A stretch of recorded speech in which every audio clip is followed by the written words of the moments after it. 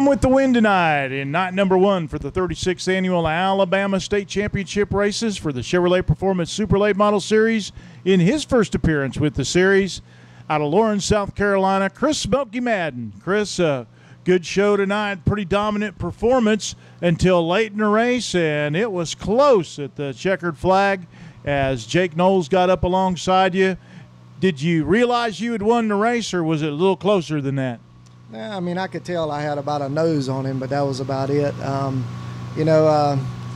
It's the first time I've ever run this 525 deal, and the first time I'd ever been in that car for those guys. And we were fighting last night, just being really, really tight, and then we worked on the car today. And Ronnie Crooks from Penske Shocks is here with me, and we done some adjustments on it, and got the car extremely good today. Hot lapping and qualifying was really fast, and then I was afraid to tighten the car up, so I just kind of left it alone, and I left it too free. So, but overall, we still had a kind of a balanced race car. I could run the top better than I don't think any of those guys run the top any. And when Jake got up under me a time or two, he had the bottom groove took away from me, so I had to move up, and the car was good enough to run around the top and not push.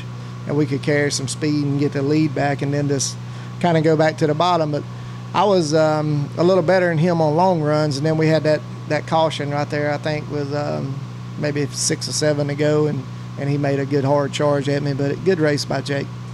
And then you also had Ronnie Johnson back there in third. Seems like anybody that comes to one of these races, when they look up at the scoreboard, see that 5 up there late in the race in the top 3, they know they can expect to see something out of him. Yeah, I mean, you can't never count Ronnie out. He's a veteran at this game, and always been a super racer, and really good at what he does. And so you never count him out till the checker flag falls. What's your initial impression of the performance of the CT525 engine? You run the super stuff with the high dollar engines and the 800, the 900 horsepower engines. What'd you think of the CT525? I run a crate motor back. It's been quite a few years ago. I put it in.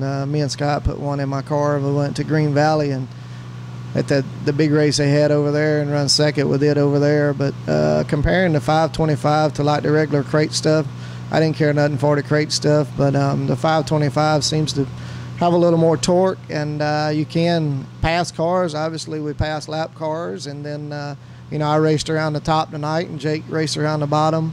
So it's not a bad ordeal for people who can't afford to do what I do. I mean, I wouldn't take nothing for my super stuff. I love super racing, and I'll always do super racing. But overall, it's better than what you hear out there. You can bind the 525 up some, and it's got enough of bottom end to pull it back up off the corner, and you can set a guy up for a pass, and you can pass. Where the crate stuff I drove before is very hard to pass. If you ever bind one up, it takes a half a lap or a lap to get it rolling again and get the speed back up. But this is a little different. It's going to be interesting to see how far it goes and what it allows in the future for some big money races, and see what it does from there.